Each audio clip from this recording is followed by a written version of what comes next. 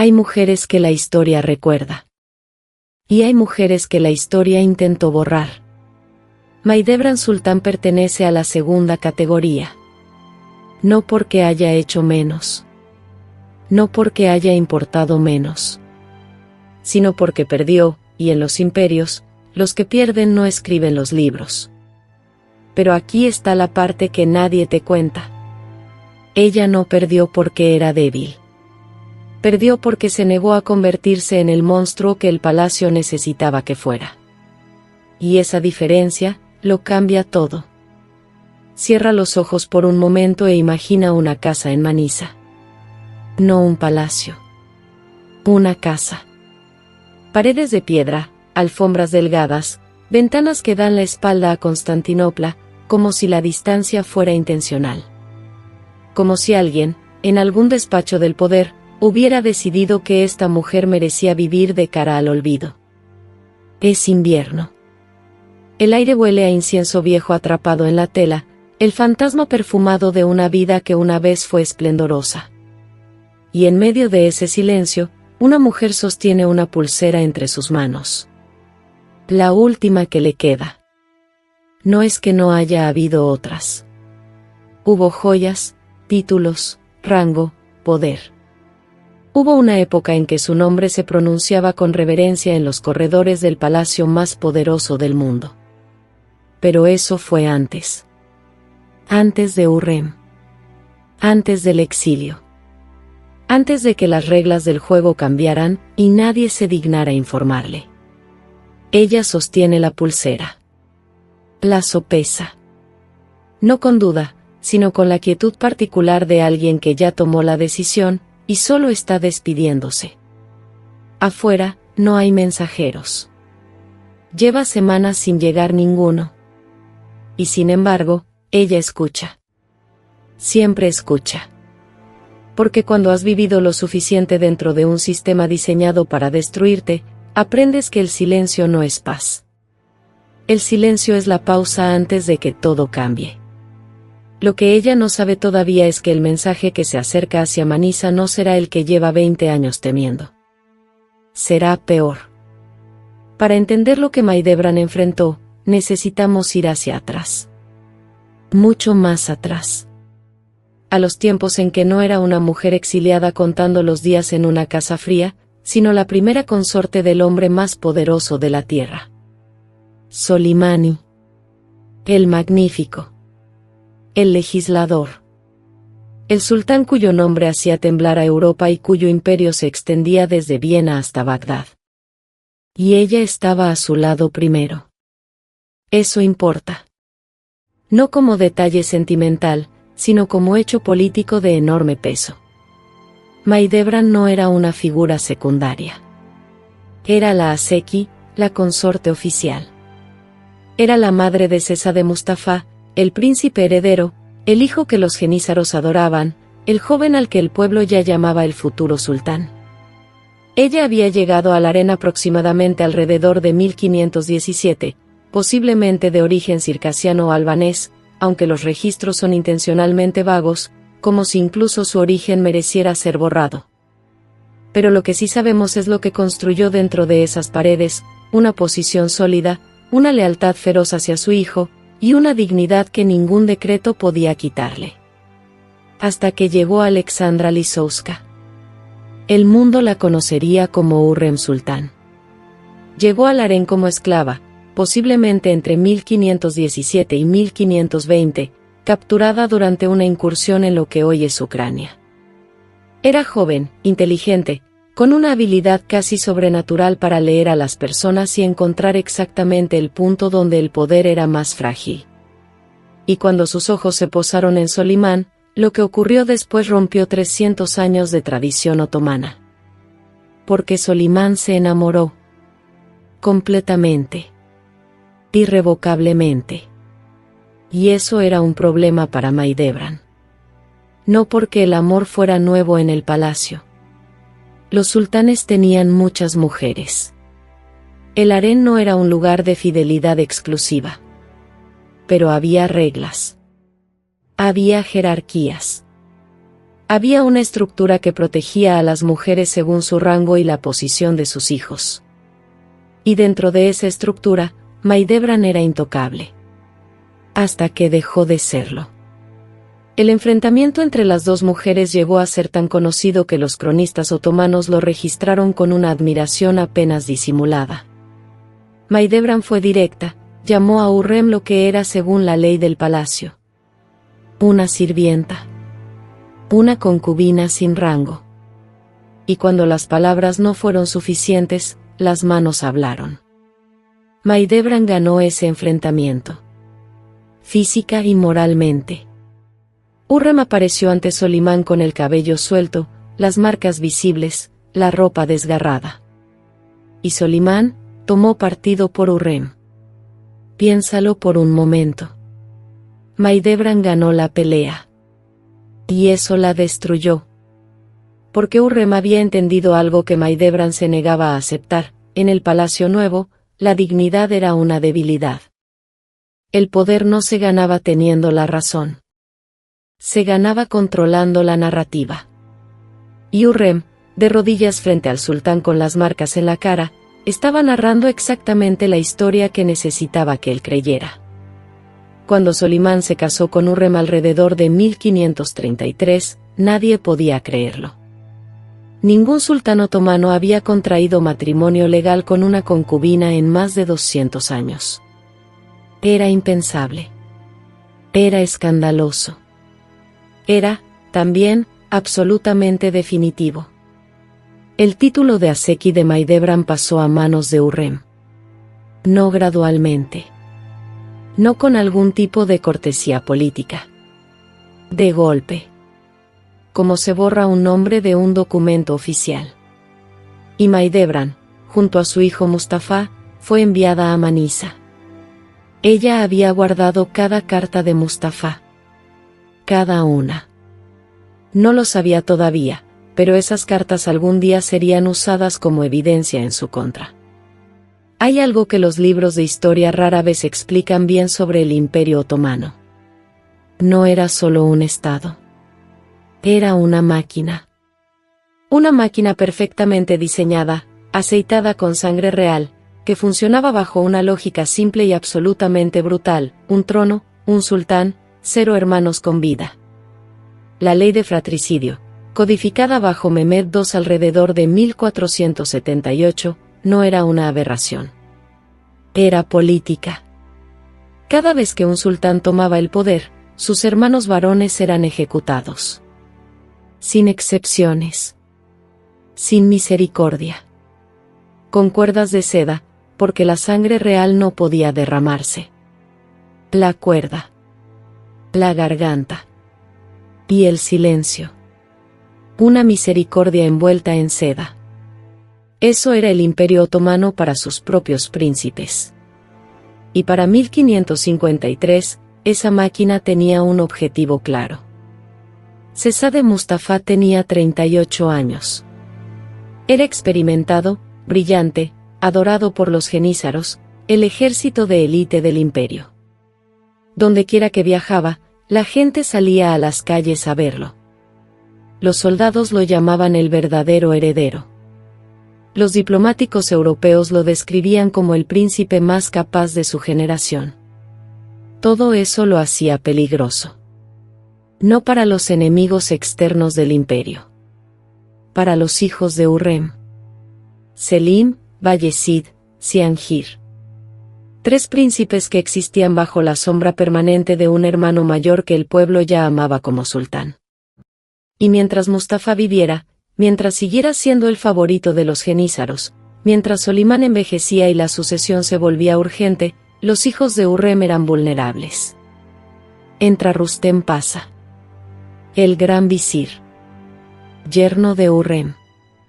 Un hombre al que sería fácil llamar villano, pero que era algo mucho más ordinario y, por eso, mucho más aterrador, era un funcionario del poder. Un hombre que vio un problema, identificó la solución más eficiente, y la implementó sin drama.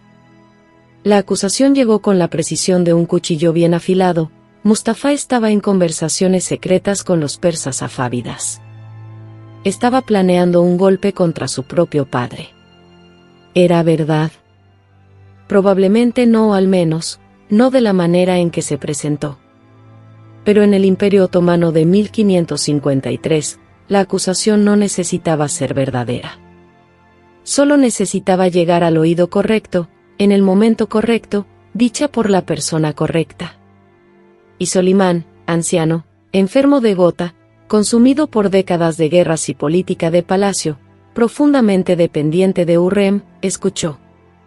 El 6 de octubre de 1553, Mustafá recibió una convocatoria a la tienda de su padre, en Ereli, durante una campaña militar. Y aquí está la parte que me detiene cada vez que la leo. Él sabía. Múltiples fuentes sugieren que Mustafá sabía que la convocatoria era una trampa. Que entrar a esa tienda significaba no salir. Sus consejeros le advirtieron.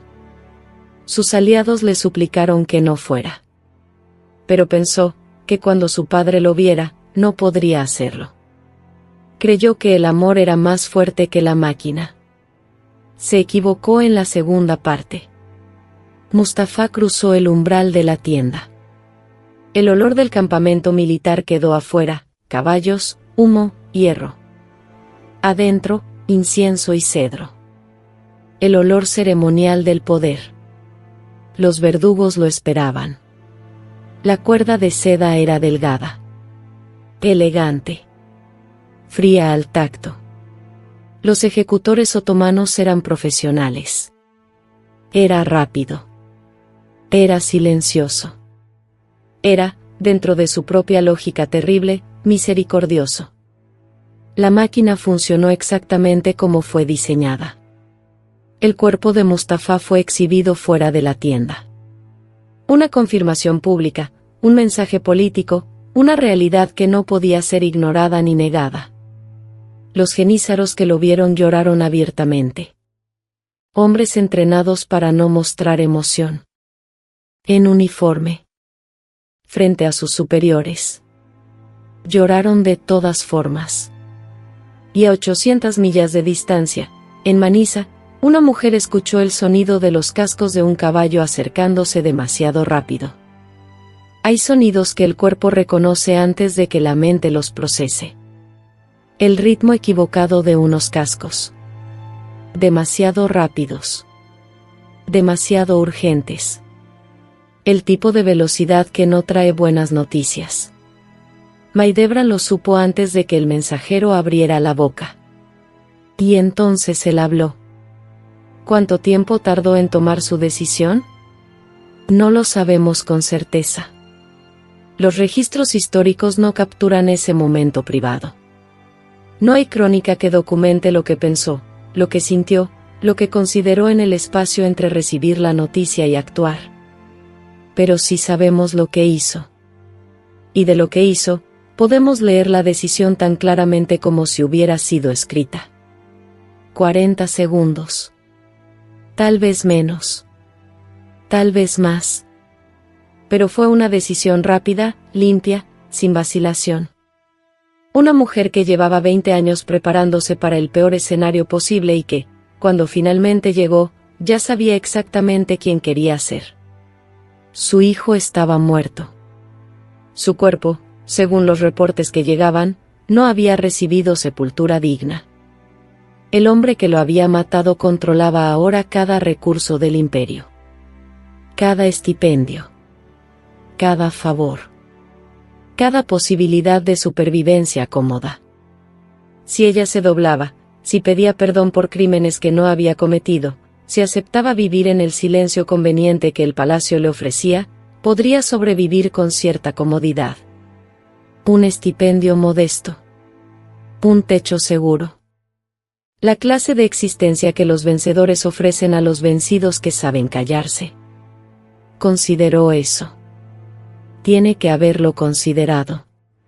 Y lo rechazó. Porque su hijo yacía sin sepultura. Y eso era lo único que importaba. El embajador veneciano Pietro Bragadin lo documentó con una especificidad que todavía hoy resulta impactante.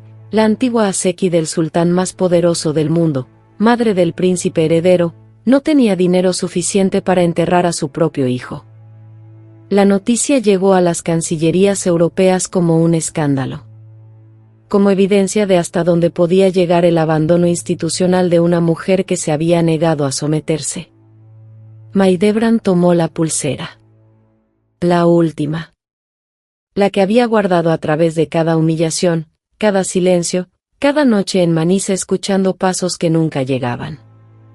El último objeto hermoso que le quedaba de una vida que el palacio le había robado pieza por pieza. La sostuvo por última vez. Y la empeñó. Con ese dinero, enterró a Mustafa como lo que era, un príncipe. Con la dignidad que su padre le había negado. Con el ceremonial que el hijo de un sultán merecía, independientemente de cómo hubiera muerto. Y luego hizo algo que nadie esperaba. No volvió a Manisa. Se quedó. Se sentó junto a la tumba de su hijo en Bursa, y no se levantó. No de manera literal, por supuesto. Pero en todos los sentidos que importaban, Maidebran decidió en ese momento que el lugar que tenía sentido en el mundo era ese. Junto a él. Como testigo permanente. Como la prueba viviente de que alguien lo había amado lo suficiente como para no irse. Los años pasaron. Hurrem Sultán murió el 15 de abril de 1558. 5 años después de Mustafa. La mujer que había reescrito las reglas del palacio, que había cambiado el destino de un imperio, murió en su cama rodeada de poder. Tenía aproximadamente 55 años. Maidebran siguió junto a la tumba. Solimán el Magnífico murió el 6 de septiembre de 1566, durante el sitio de Sigetvar. Dicen que llamó a Hurrem en sus últimos momentos. Su muerte fue ocultada al ejército durante días para no desmoralizar a las tropas. El hombre que había amado a 2 mujeres con igual intensidad y había destruido a una por esa razón, murió lejos de ambas. Maidebran siguió junto a la tumba. El candelero junto a la lápida de Mustafa había sido reemplazado tantas veces que las paredes estaban ennegrecidas por décadas de humo. La piedra del umbral, donde ella se arrodillaba, estaba desgastada. Suavizada. Recordaba la forma de su presencia. Vivió 27 años más junto a esa tumba. 27 años siendo el argumento que nadie podía refutar. No con palabras. No con política. Solo con su cuerpo presente, su nombre pronunciado en voz baja por quienes visitaban a Mustafa, su negativa absoluta a desvanecerse en el olvido conveniente que el palacio había planeado para ella. Cuando finalmente murió, en 1580 o 1581, fue enterrada junto a su hijo. Como ella había exigido. Como ella había garantizado. Quedándose. Y entonces llegamos a la pregunta que este relato lleva implícita desde el principio. ¿Qué significa ganar? El Palacio Otomano tenía una definición muy clara: poder, títulos, hijos en el trono, el control de los recursos del imperio. Bajo esa definición, Maidebran perdió en cada categoría posible. Pero hay otra manera de ver lo que sucedió. Hurrem obtuvo el título, la posición, el amor del sultán. Y murió 5 años después que el hijo que había sacrificado todo para proteger, siendo sepultada con honores en un mausoleo que hoy los turistas fotografían sin saber del todo el precio que pagó para llegar ahí. Maidebran no obtuvo nada de lo que el palacio entendía como poder. Y vivió 27 años más que su enemiga. Junto al hijo que amó. Hay algo que los imperios, con toda su maquinaria, con todas sus leyes y sus cuerdas de seda y sus registros cuidadosamente editados, nunca logran quitarle a una persona. La decisión que toman en su momento de máxima claridad moral. Ese instante, esos 40 segundos, cuando el mundo entero espera que te dobles, y tú decides no hacerlo. Nadie puede registrar ese momento en contra tuya. Nadie puede borrarlo de los archivos. Nadie puede mandarte al exilio lejos de él. Es tuyo. Completamente. Para siempre. Maidebran no salvó a su hijo. No recuperó su título. No destruyó a sus enemigos. Pero eligió quién ser en el momento en que más importaba. Y 5 siglos después,